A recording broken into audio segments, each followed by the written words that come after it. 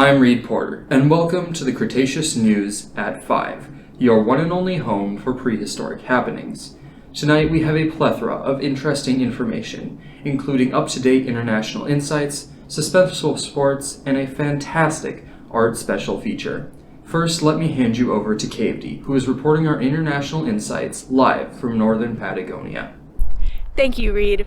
We have received information recently about man's use of stone tools and fire.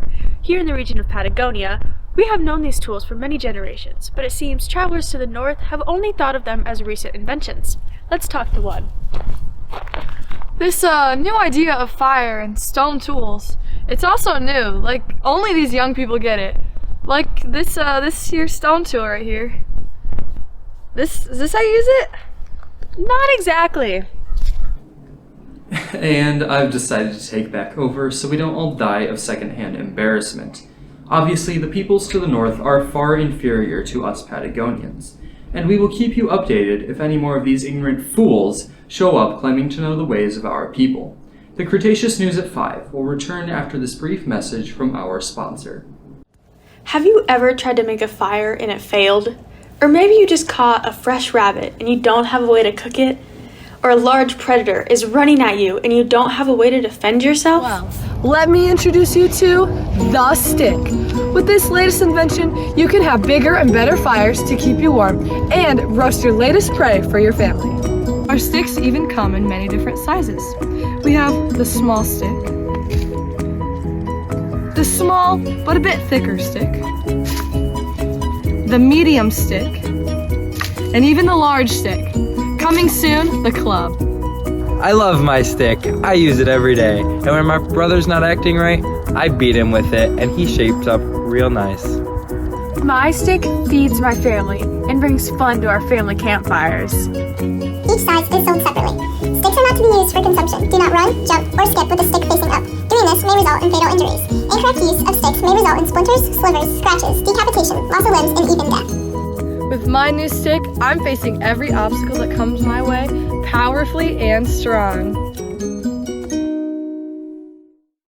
And welcome back to the Cretaceous News at 5. For our sports segment tonight, we tune in to the high mountains of Patagonia, where Braxton is reporting live at the pre-Olympic Games. That's right, Reed. I'm here with Rog Stone, a 5-time rock throwing champion at the pre-Olympics. Hey, excited to be with you here, Braxton.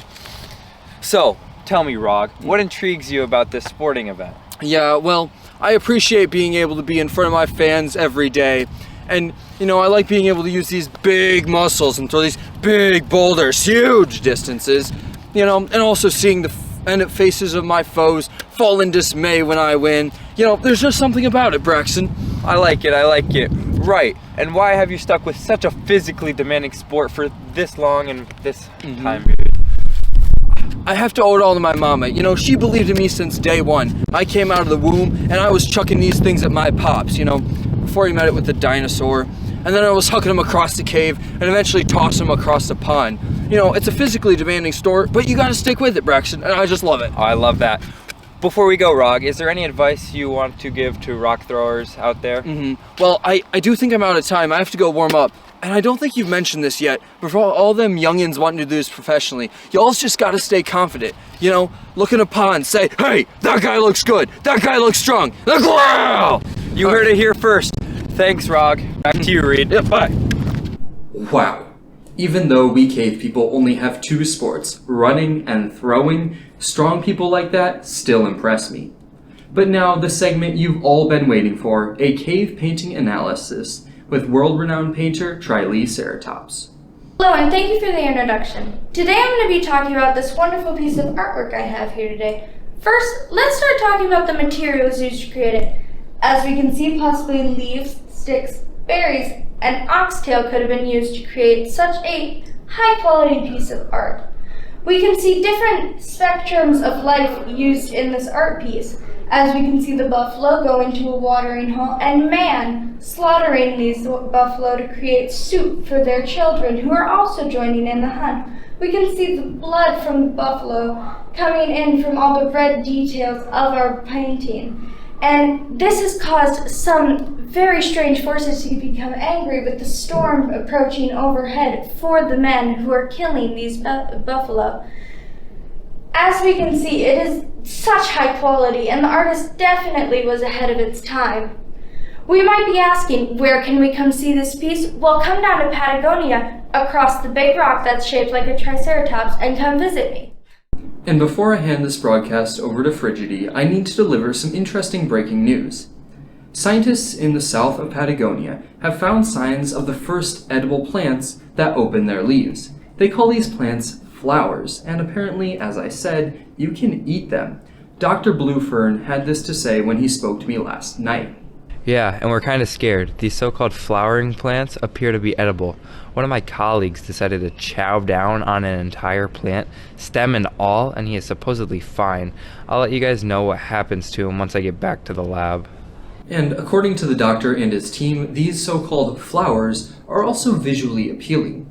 We might have to invite him into the studio at some point to show them off and show how they can be used in culinary dishes. Frigidity will be delivering your weather report after this message from the Cretaceous News at 5's clothing provider, Furs and More. Here at Furs and More, we got all your latest accessories to make your style really pop. We just got in this brand new albino rhino apron for all of our artistic folks out there. And we have this bison hat to make you blend in with the trees, and for all of our rock stone fans out there. Lastly, we have this ultimate length badger skin and badger fur scarf to keep you nice and warm this winter season. Stop in at Furs and More for all of your fashion needs. Welcome back, and let's get on with the weather report. As you can see, small pebbles have recently been dropping at an alarming rate, and with the help of this nasty wind, it is becoming more and more dangerous. The weather team and I have been investigating this strange climate event, as it is nothing like we have ever seen before. If you're still watching this, I advise you to take shelter immediately and hold on to your loved ones. We will keep you updated as this weather progresses. Holy dinosaur! I just saw an asteroid big enough to take out a T-Rex. Take shelter now! I repeat, take shelter now! No, I don't want a Parmesan pterodactyl wing right now. They'll be on any minute. Wait, they got what now? And it's continuing to happen? You can't be serious. Okay, you are serious. Oh my dinosaur Jesus. Okay, Reed. Pull it together. I apologize for what you just had to see, folks. According to my production team, it is raining asteroids. And I advise all of you to take shelter, because these may be the end times. The sky outside has already filled with Earth, and what's left of the remaining dinosaurs are dying. I would like to thank all of you for being such loyal viewers for so many years. My name is Reed Porter, and this has been the Cretaceous News at 5.